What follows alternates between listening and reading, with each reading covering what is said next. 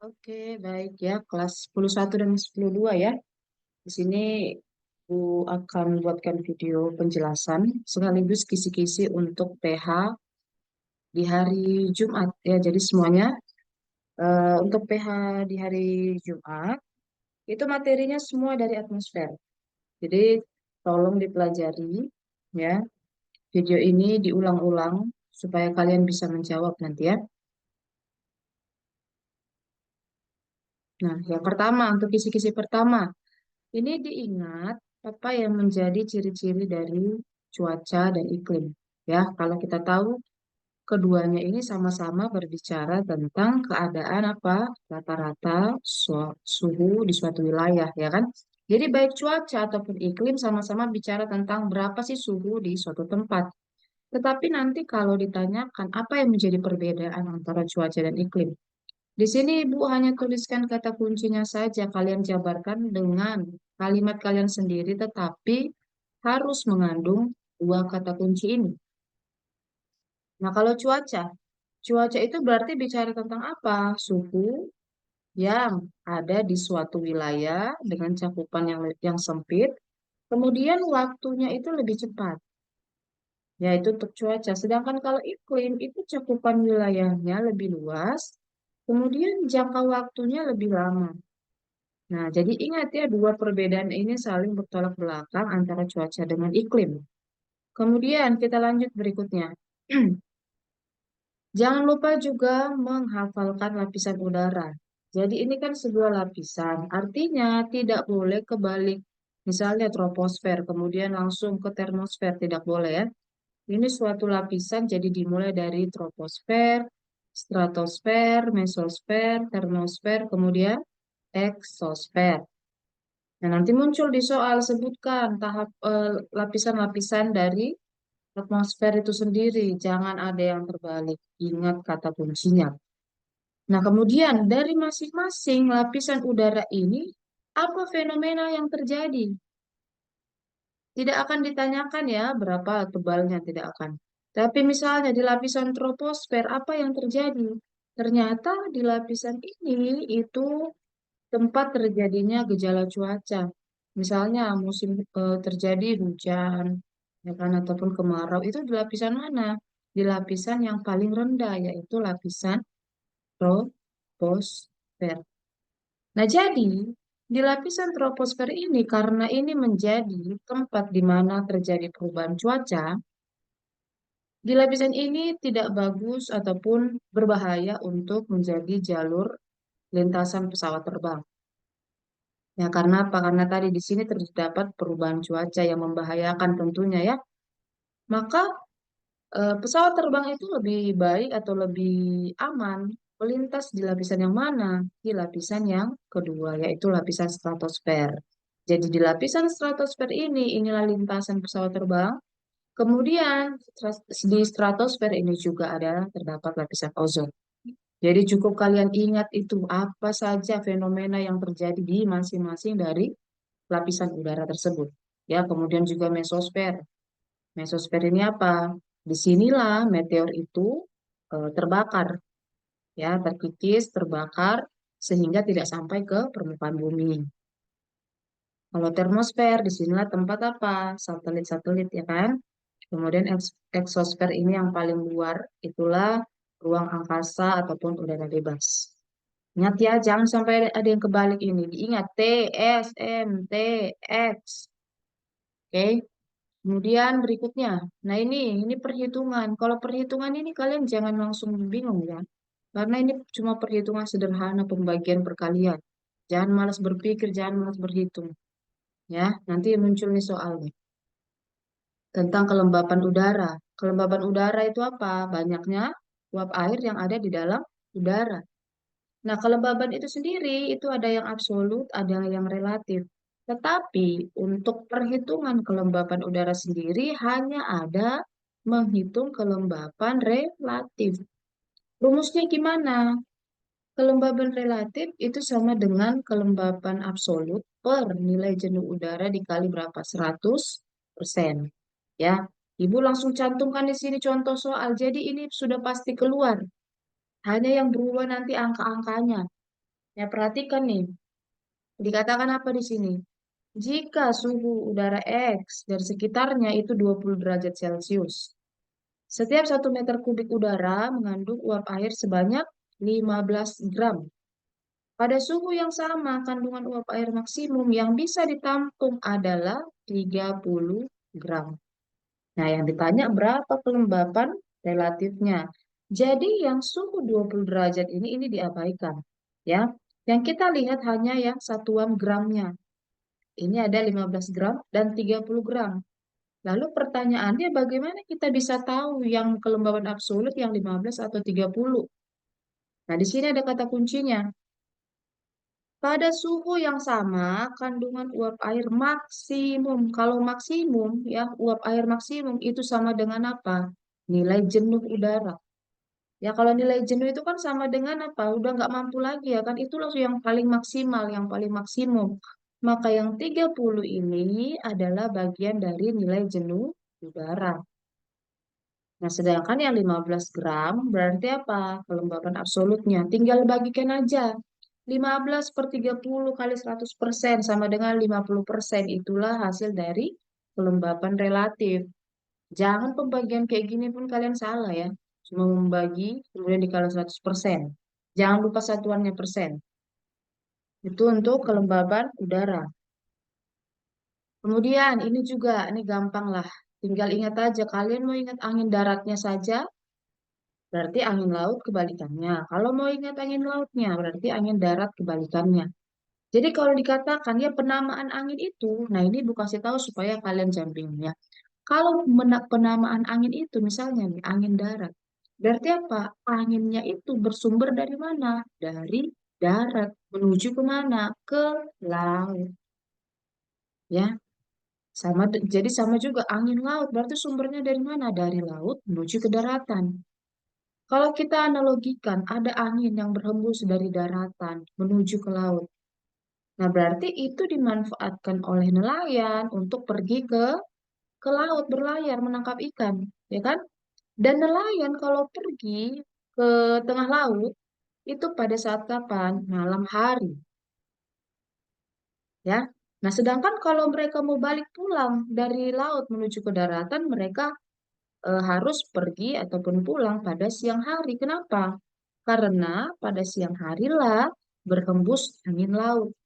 Jadi angin itu, angin yang berasal dari laut itu yang membawa kapal mereka, yang membawa perahu mereka untuk kembali menuju ke daratan. Jangan terbalik ya Ibu, ulang-ulang lagi jangan terbalik ini. Kalau udah dikasih, diberikan kisi-kisi, nah diingat dibaca. Nggak perlu dihafalkan dua-dua ini. Tadi Ibu sampaikan satu aja dihafalkan angin darat, berarti angin laut ini cuma kebalikannya aja ya. Oke, kemudian berikutnya. Hmm, Angin muson. Angin muson itu sama dengan angin musim. Ya, jangan bingung nanti kalau muncul di dalam soal. Angin muson itu ada dua. Ada angin muson barat, ada angin muson timur. Nah, dari gambar ini kalau kita perhatikan, angin muson barat ya bergerak dari mana ke mana. Lihat panahnya. Ini Indonesia ya kan? Yang hijau ini Indonesia, kemudian di utaranya ini benua Asia. Di selatan ini kelihatan sedikit putih, itu benua Australia. Jadi angin muson barat itu bergerak dari benua Asia, ya kan? Kemudian benua Asia ini kalau kalian perhatikan banyak sekali perairan, samudra. Sehingga ketika angin ini datang dari Asia, otomatis membawa banyak uap air karena dia melewati samudra, ya kan? Nah, ketika dia mau OTW ke Australia, dia kan ngelewatin Indonesia dulu kan di tengah-tengah kan Indonesia. Uap air tadi yang banyak dibawa dari Asia itu menyebabkan apa? Menyebabkan di Indonesia ini terjadi musim hujan. Ingat ya, hujan itu terjadi kalau uap air itu banyak kan? Kalau nggak ada uap air, apa yang mau dijatuhkan sebagai tetesan hujan? Ya, nah, jadi angin muson barat bergerak dari Asia menuju Australia, menyebabkan Indonesia terjadi musim hujan. Nah, musim hujan terjadi rentangnya kapan? Itu mulai bulan Oktober sampai April. Pada umumnya seperti itu, tapi sekarang sudah terjadi perubahan ya, anomali. Artinya anomali itu sudah tidak sesuai lagi dengan apa ketentuan yang awalnya ya. Nah, kalau udah ingat angin muson barat, berarti apa? Angin muson timur ini cuma kebalikannya saja. Jadi muson timur gimana? Ya berarti dari Australia menuju ke Asia. Terjadi pada bulan April sampai Oktober. Nah, Australia itu berupa daratan ya kan? Sehingga kalau dia berhembus, uap airnya itu cuma sedikit. Sehingga ketika dia melintasi Indonesia, nggak cukup banyak uap airnya, maka Indonesia terjadi musim. Ya, jadi barat itu hujan ya, musim barat hujan. Kemudian musim timur itu kemarau. Oke, ada banyak angin tapi kalian pelajari, kalian hafalkan menurut video ini, menurut kisi-kisi yang ibu sampaikan. Ya, gak usah perlu kalian hafal segala macam angin yang ada di buku kalian ya. Nanti jadi yang penting yang harusnya keluar di dalam PH jadi lupa ya. Oke, kemudian ini ini sebenarnya logika aja ya. Kalau kita perhatikan faktor yang mempengaruhi jumlah intensitas matahari atau secara sederhananya, apa sih faktor yang menyebabkan kenapa suatu daerah itu lebih panas, kenapa suatu daerah itu lebih sejuk ya? Ini faktor-faktornya. Yang pertama, faktor pertama keadaan awan. Semakin tebal awan di suatu daerah, maka matahari itu, intensitas matahari tidak terlalu banyak menyinari daerah tersebut, ya kan? Kemudian keadaan permukaan buminya bagaimana, ya? Kemudian sudut datang matahari. Nah, kemarin pemateri sudah sampaikan juga, ya kan? Sudut datang matahari itu semakin besar sudut, nah apa yang terjadi? Semakin besar sudut, maka matahari intensitasnya semakin kecil. Bayangin, matahari menuju kutub itu sudutnya besar ya kan? Nah, sehingga apa? Sinar matahari itu yang diterima oleh daerah kutub itu kecil. Sedangkan kalau khatulistiwa, lurus ya, matahari ke khatulistiwa itu lurus. Sehingga menyebabkan apa? Intensitasnya lebih besar, otomatis khatulistiwa lebih panas. Oke? Berikutnya, lama penyinaran matahari. Di sudah paham lah ya. Semakin lama disinari matahari suatu daerah tentu semakin tinggi suhunya, semakin panas. Kemudian perbedaan letak lintang. Nah, lintang itu kan nol ya kan? Kemudian sampai kepada berapa? Sampai kepada 90 ya kan? Nah, jadi semakin tinggi lintangnya, contohnya 90 derajat ya kan? Lintang utara ataupun lintang selatan, maka suhu itu semakin rendah. Ya, buktinya kutub itu dingin ya kan? Sebaliknya kalau letak lintangnya rendah, misalnya 0 derajat, sama seperti yang sudut datang tadi ya, 0 derajat itu kan lintang rendah. Nah, suhunya lebih panas. Contohnya kita ya, Indonesia itu daerah tropis. Kemudian ketinggian tempat. Ketinggian tempat ini ingat kembali yang ketentuan. Setiap semakin tinggi suatu tempat, maka suhu semakin rendah. Contoh kalian naik ke pegunungan. Di pegunungan itu suhunya lebih dingin, suhunya lebih rendah. Ya, nah ini diingat. Jangan sampai ada yang lupa ya logika-logikanya, penjelasannya. Apa hubungan keadaan awan terhadap suhu tadi? Kalian ingat dan kalian jelaskan pakai kalimat kalian sendiri ya, supaya jangan kalian hafal semua. Oke, berikutnya jenis hujan. Nah, di sini Ibu cantumkan yang pertama hujan zenitan. Hujan zenitan, perhatikan ini 0 derajat, 23,5 derajat. 0 sampai 23,5 derajat itu adalah daerah beriklim tropis. Ya, berarti hujan zenital ini adalah hujan yang hanya terjadi di daerah beriklim tropis. Oke. Nah, kemudian hujan frontal. Hujan frontal, perhatikan di sini ada udara panas, di bawahnya ada udara dingin. Jadi hujan frontal ini terjadi apabila ada pertemuan antara udara panas dengan udara dingin membentuk terjadinya hujan frontal. Oke, ingat gambarnya ya. Kemudian hujan orografis. Hujan orografis, oro itu artinya pegunungan. Jadi otomatis kalau dikatakan hujan orografis adalah hujan yang hanya terdapat di daerah pegunungan. Ingat arti oro. Oke. Nah, kemudian ini adalah hujan siklon yang berputar-putar. Nah, kelihatan ya? Nah, berputar. Oke, ini saja cukup kalian ingat jenis hujannya ya. Sekarang masuk ke perhitungan berikutnya tentang tekanan udara. Nggak perlu Ibu sampaikan apa pengertiannya, tapi ingat ketentuannya. Tekanan udara dengan suhu udara itu berbeda ketentuannya ya. Nah, kalau dia tekanan udara, dikatakan apa? Kalau kita naik setiap 8,6 meter ke atas, maka tekanan udara itu berkurang berapa? 1 milibar. Ingat ketentuannya. Setiap kita naik ya, misalnya nih, kita mau naik gunung, ketinggiannya 8,6 meter dari lokasi awal kita. Berarti apa? Tekanan udara di sana itu berkurang 1 milibar. Nah, ini sudah pasti keluar cara perhitungan tekanan udara. Lihat ya contohnya ya. Di sini dikatakan tekanan udara di tempat Q adalah 960 milibar. Maka ya, jadi tempat Q ini adalah tempat awal kita di bawah, ya kan? Nah, ketika kita berada di bawah di titik Q, itu tekanan udaranya udah 960 milibar. Kemudian dia tanyakan, berapa tekanan udara pada ketinggian 275 meter di atas Q?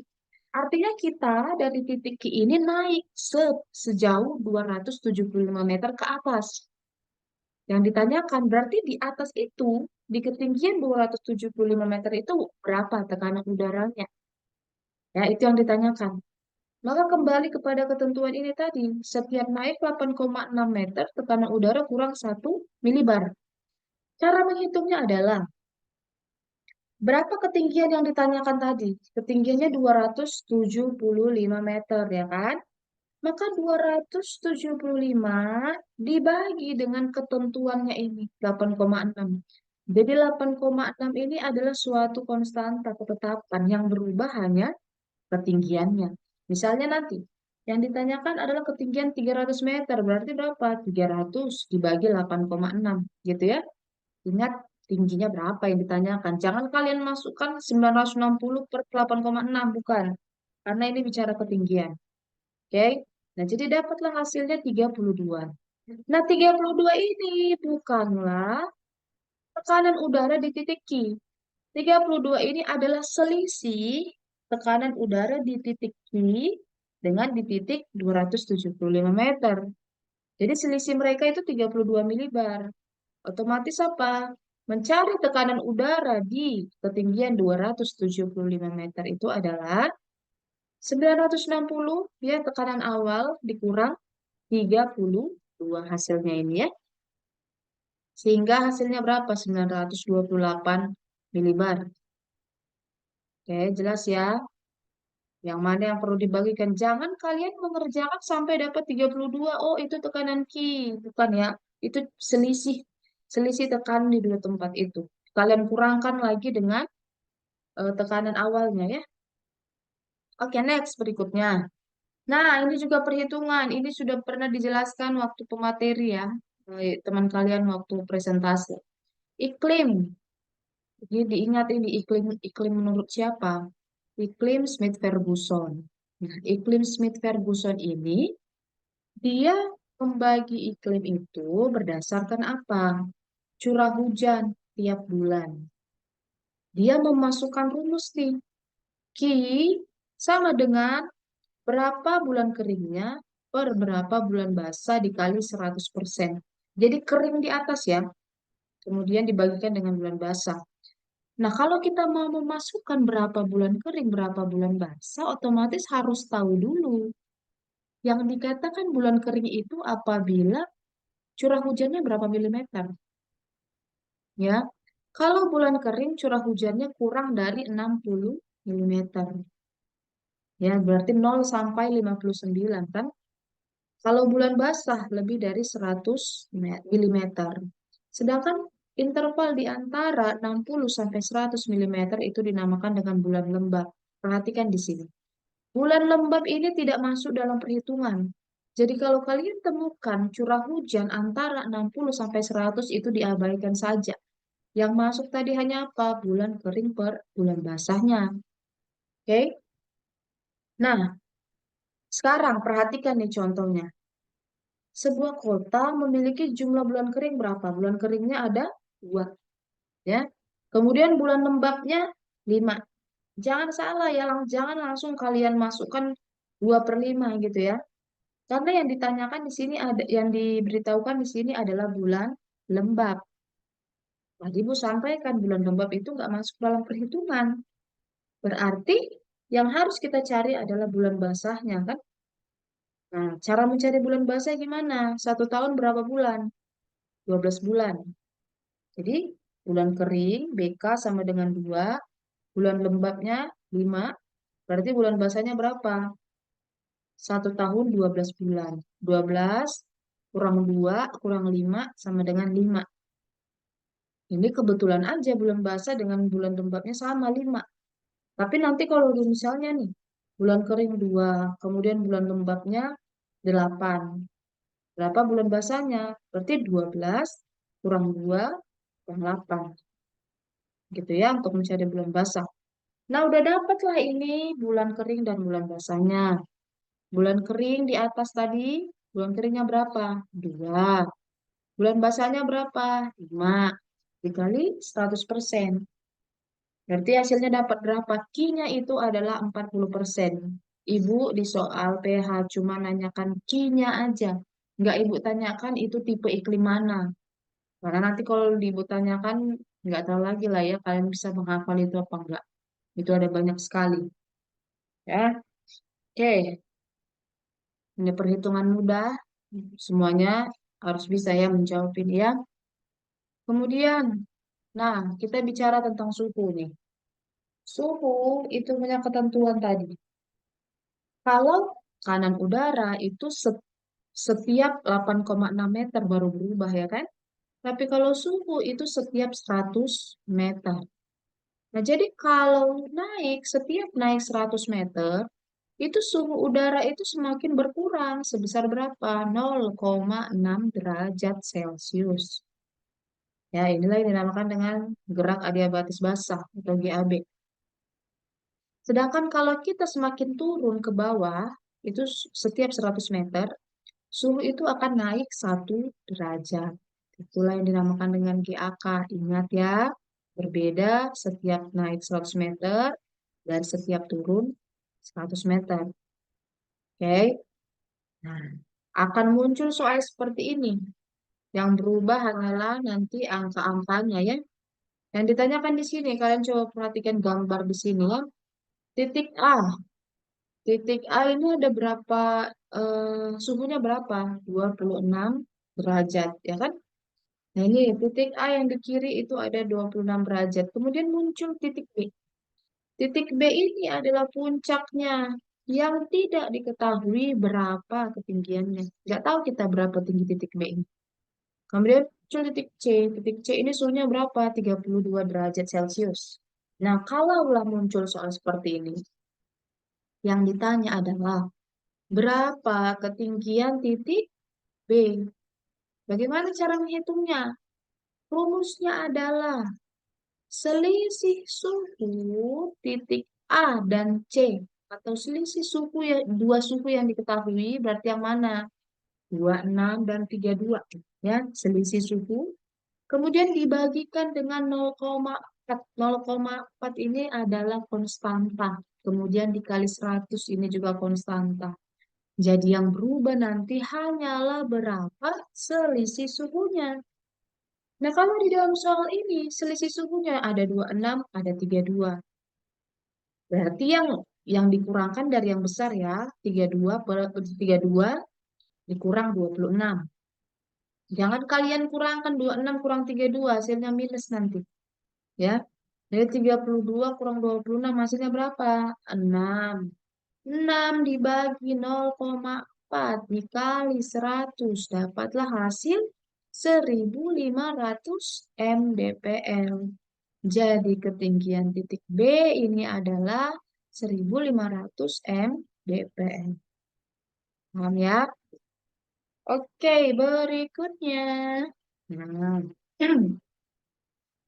tadi kan kita kalau yang di awal disuruh menghitung ketinggian titik B kan, menghitung ketinggian. Tapi di sini diminta untuk menghitung suhu pada ketinggian tertentu. Nah, langsung saja lah ke dalam soal. Jika kota X memiliki ketinggian 500 mdpl dengan suhu berapa? 20 derajat Celcius. Ya, jadi si kota X ini yang ketinggiannya 500 mdpl, suhunya itu 20 derajat. Itu yang ditanyakan apa? Jadi di kota Y yang ketinggiannya 1000 mdpl itu suhunya berapa? Nah, cara menghitungnya. Kita cari dulu berapa selisih ketinggiannya. Ketinggiannya tadi apa? Kalau di X itu 500, kalau di Y 1000. Otomatis kurangkan. 1000 kurang 500 sama dengan 500 meter. Itulah selisih dari apa? Tinggi kota X ke Y, 500 meter. Ya kan? Nah, kemudian udah dapat selisih tinggi, cari apa? Selisih suhu. Selisih suhu caranya gimana? Selisih tinggi tadi 800, sorry 500 meter, 500 bagi 100 kali 0,6.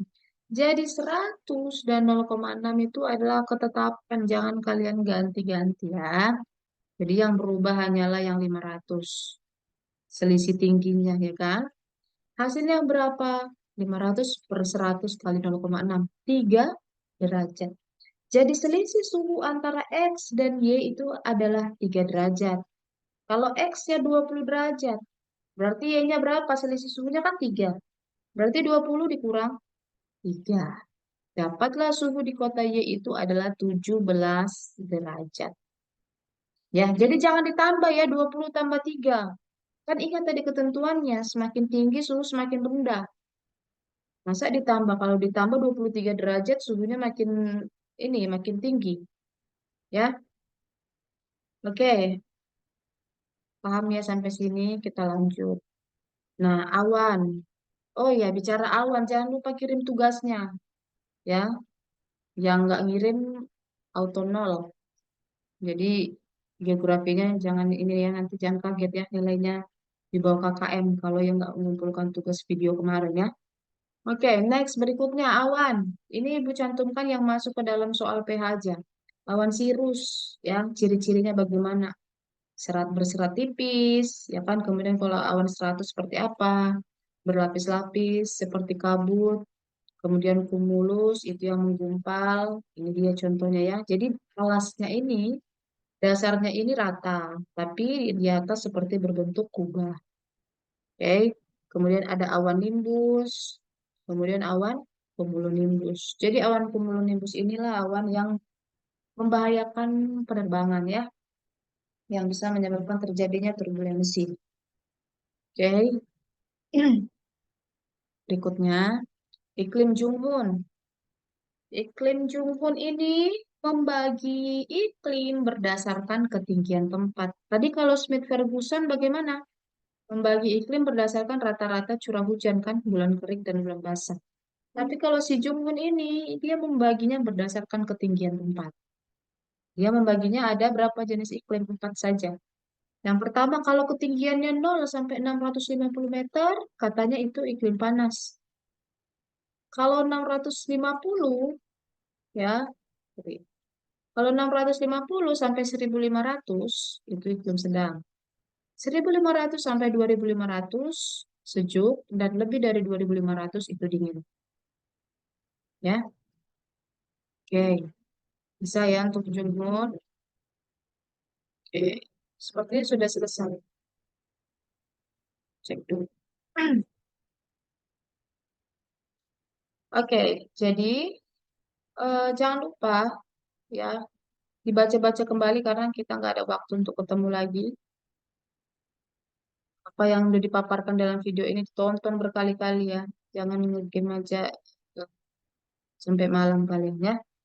Dan juga ada yang belum mengumpulkan tugas remet waktu itu yang ibu kasih eh, apa project ataupun tugas tentang jenis gunung api, tipe dan segala macam, itu diingat siapa siapa saja orangnya. Nggak perlu harus diingat-ingatkan, ya. Jadi Bu nggak mau lagi mengingat-ingatkan. Kalian sendiri yang remet ya, kalian yang harus bertanggung jawab untuk nilai kalian sendiri. Oke? Jadi Bu tunggu di hari Kamis. Hari Kamis kita udah mulai masuk. Silakan dikumpulkan semua. Ada yang belum mengumpulkan lumayan banyak untuk tugas remet TP2 ya.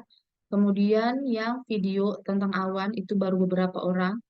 Jadi kenapa diberikan ini tugas, kuis dan segala macam? Ini tujuannya adalah supaya membantu nilai kalian ya nggak tuntas. Kalau yang PDPH-nya itu tinggi, ya nggak apa-apa ya kan? Nah, tapi dengan adanya kuis, dengan adanya project itu membantu nilai kalian yang tadinya nggak lulus KKM. Jadi jangan malas untuk mengumpulkan, nggak usah harus dikejar-kejar, ya. Kalian udah dewasa, sudah harus bisa bertanggung jawab untuk nilai kalian, untuk tugas-tugas yang harus kalian kerjakan.